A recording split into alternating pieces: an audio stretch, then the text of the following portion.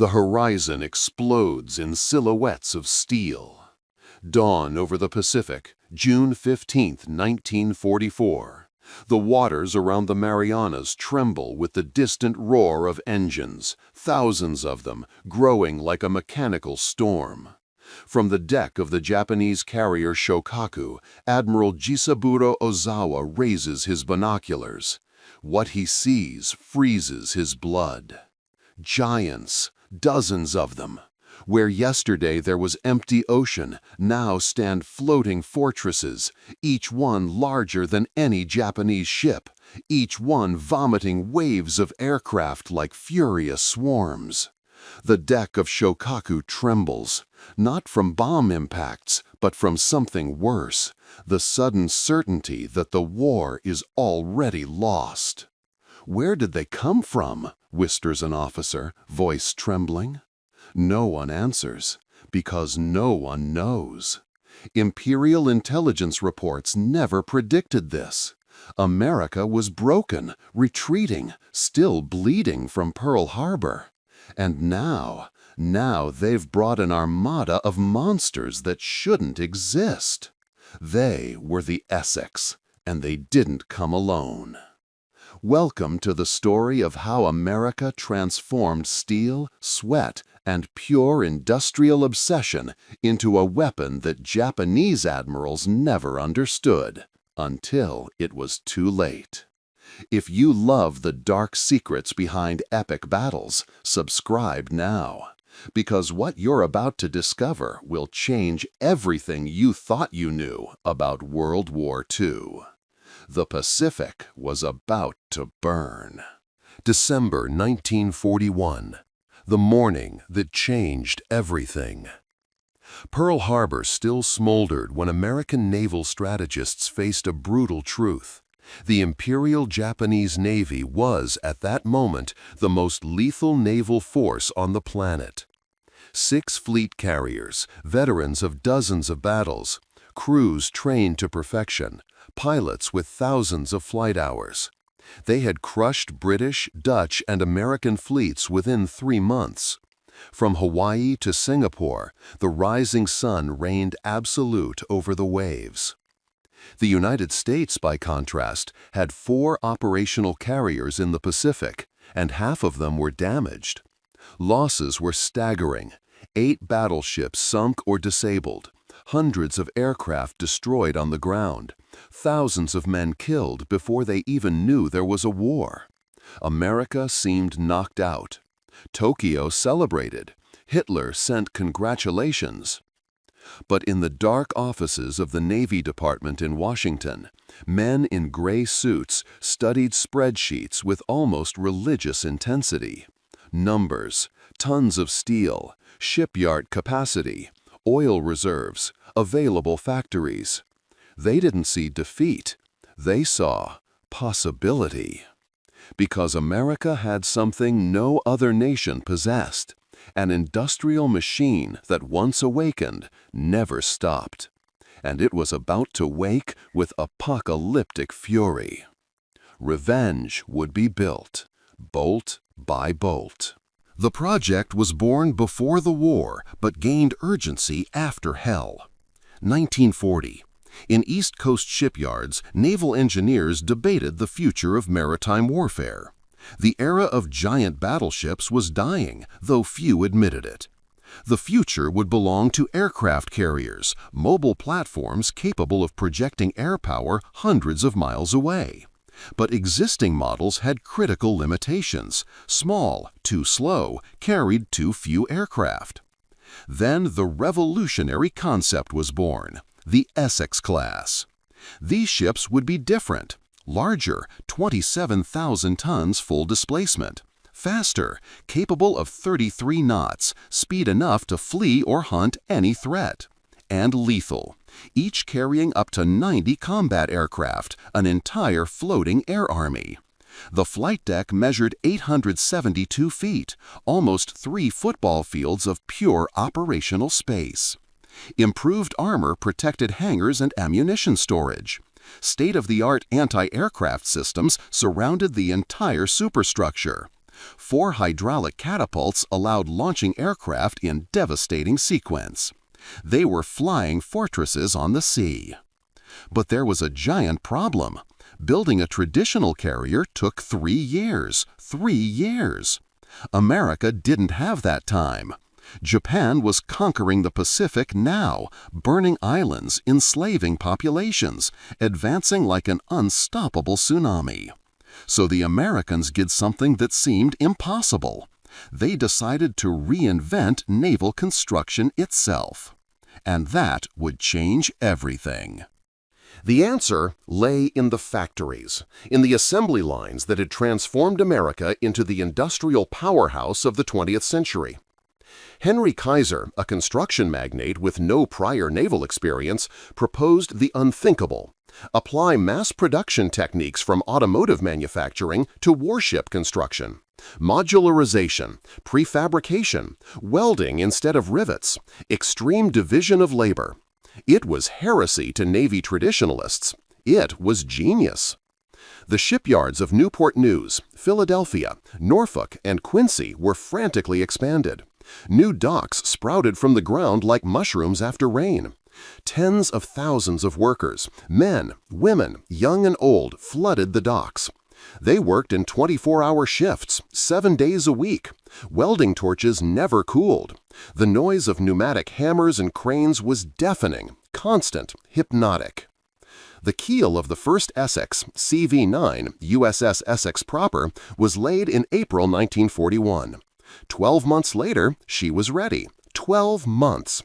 The Japanese didn't believe it when their spies reported. Impossible! No nation built carriers that fast. But the Americans didn't stop at the first one. In 1942, 3 Essex were launched. In 1943, 9. In 1944, 6 more. A cascade of steel and firepower poured from American shipyards like water from an industrial hose. Japan had awakened a giant, and now that giant brought hammers. But ships alone don't win wars. They need crew, fuel, ammunition, aircraft, and all of this in colossal quantities. America responded with logistics on a scale never seen. For each Essex launched to sea, dozens of supply ships, tankers, and troop transports were commissioned. Maritime routes crossed the Pacific carrying millions of tons of cargo, bombs, torpedoes, aviation fuel, spare parts, food, medicine. Nothing was forgotten. The pilots? Trained at bases scattered across American territory in impossible numbers. While Japan struggled to replace each lost pilot, each irreplaceable veteran killed in combat, America produced thousands of new aviators annually. They weren't as experienced as the initial Japanese aces, but there were many, and they improved fast. And the aircraft: Douglas SBD Dauntless, Grumman F-6F Hellcat, Curtiss SB-2C Helldiver, Grumman TBF Avenger.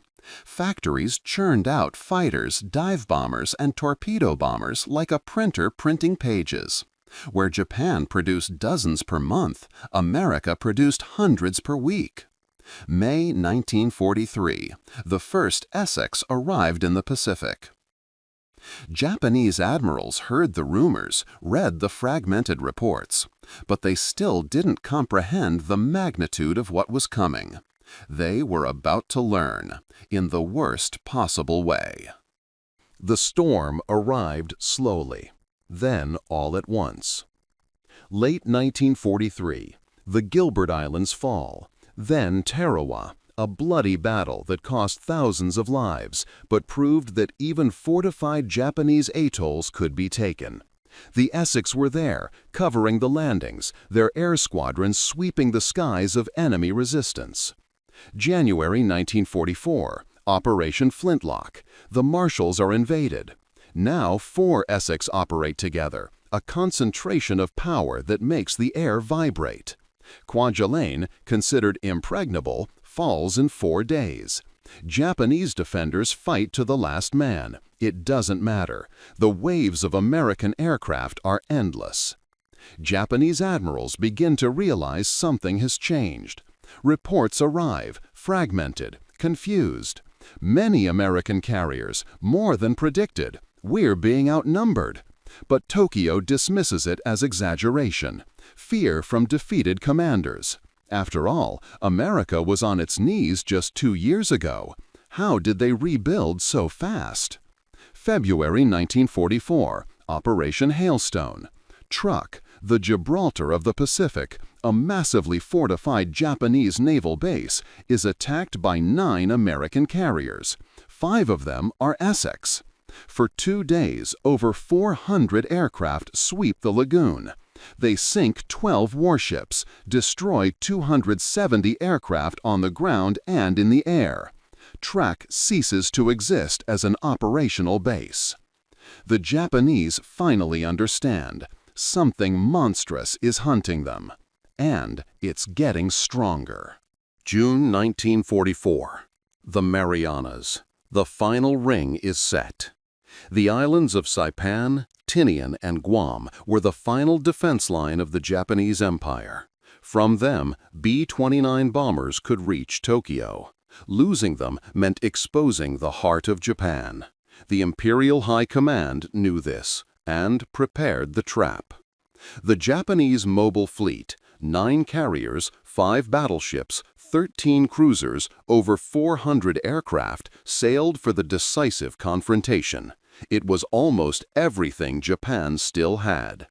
Admiral Ozawa, confident, planned to use his aircraft's superior range to attack the Americans before they could retaliate. He called the operation Eigo, the final victory. On the other side of the horizon, American Task Force 58 waited. 15 carriers. 15. Of these, 11 were Essex, war machines almost identical, operating in perfect coordination like fingers of a giant fist. 7 fast battleships, 21 cruisers, over 900 aircraft. It was the largest concentration of naval air power ever assembled in human history. The Japanese didn't know what they were sailing toward. Their intelligence reports were months out of date. They thought they'd face 6, maybe 8 carriers, not 15, never 15. June 19th dawned clear and hot, perfect for killing, and the massacre was about to begin. They came in waves. 400 Japanese aircraft roaring over the ocean toward the American fleet. It was the Empire's last gambit. Young pilots, many with only months of training, replacing the aces killed at Midway, Coral Sea, Guadalcanal. But still they came, obedient, brave, doomed. American radars detected them at 150 miles. That gave time, precious time, to launch all available fighters. The sky above Task Force 58 darkened with Hellcats spiraling upward. Over 300 American fighters positioned themselves between the attackers and the ships. What followed wasn't battle, it was slaughter. The Hellcats were faster, more rugged, better armed than Japanese Zeros. And American pilots had something more. Accumulated experience from 2 years of fighting, surviving, learning. They fell upon Japanese formations like hungry wolves on an unprotected flock. Japanese planes exploded in the air. Some fell burning into the sea. Others, riddled with bullets, tried to return, staggering. Few succeeded. Of 4 waves of Japanese attacks, over 300 aircraft were destroyed. 300 in a single day. The Americans lost 29 aircraft. 29. American pilots began calling the battle the Great Marianas Turkey Shoot. But for Japan, it was the apocalypse. While the sky bled Japanese aircraft, beneath the surface, another hunt unfolded. The American submarine USS Albacore had tracked the Japanese fleet for hours. Her commander spotted the prize.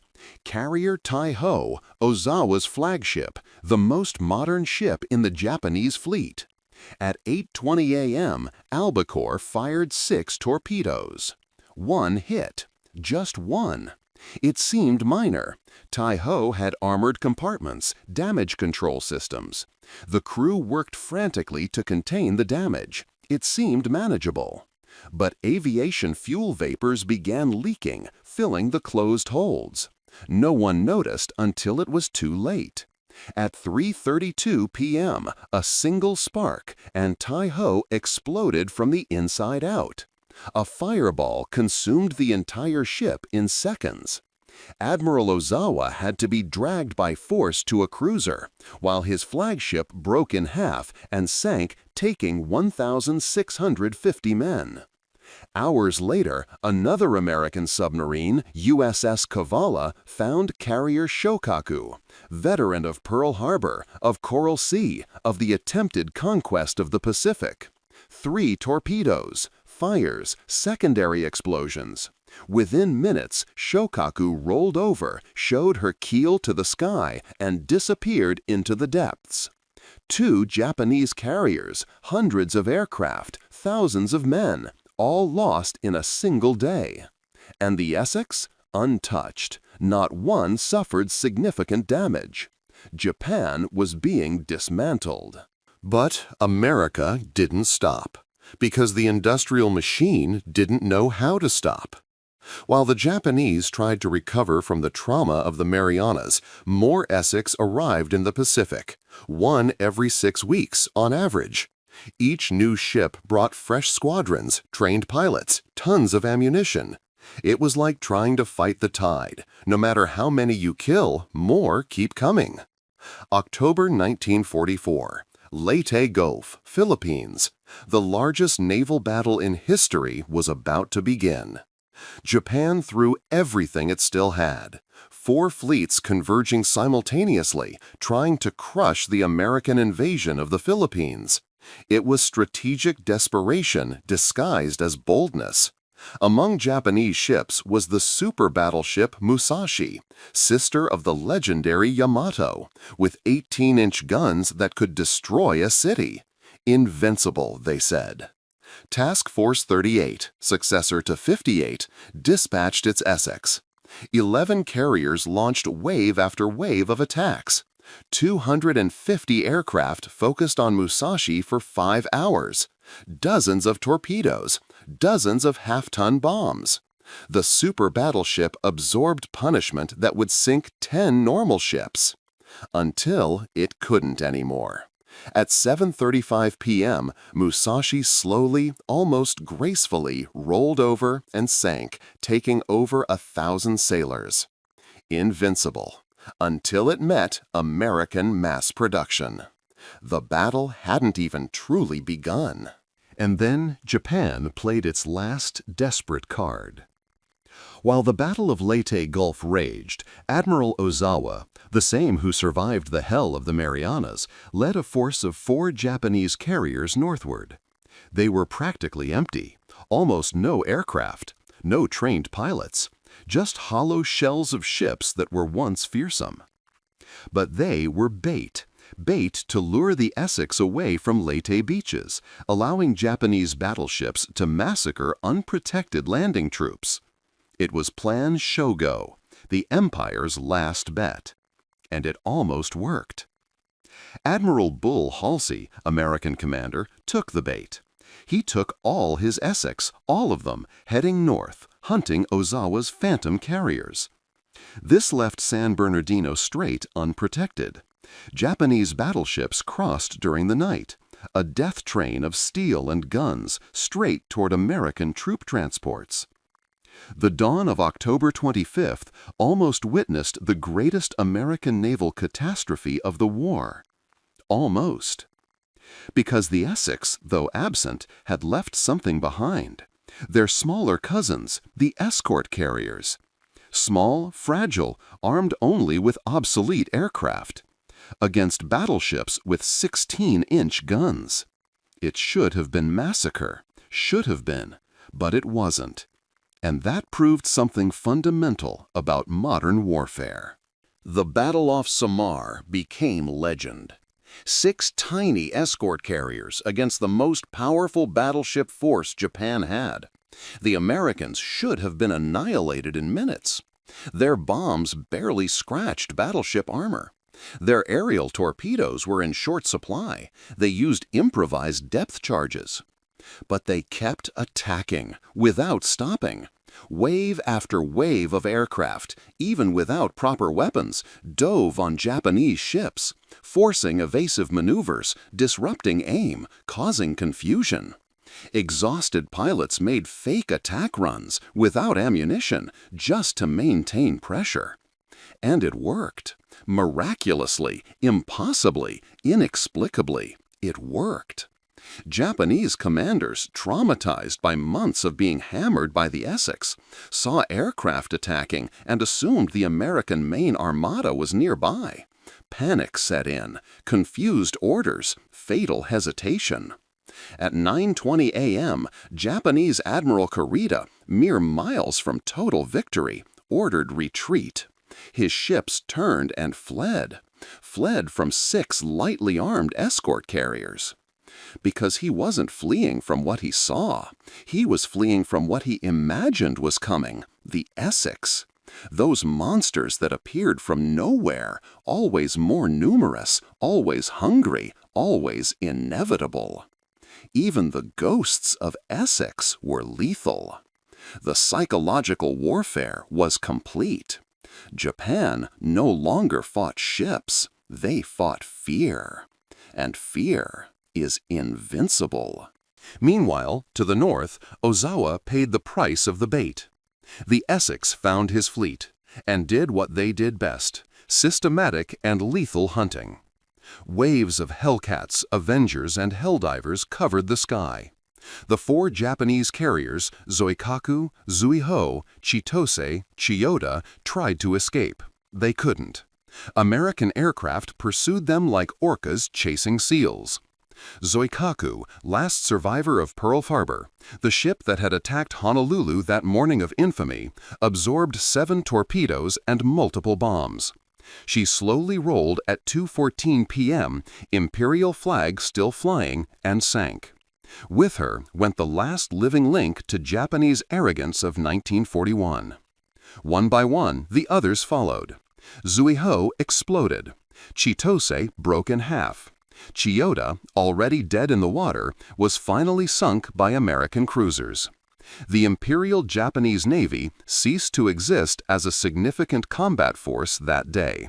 4 years of naval supremacy erased in hours of relentless bombardment. And the Essex?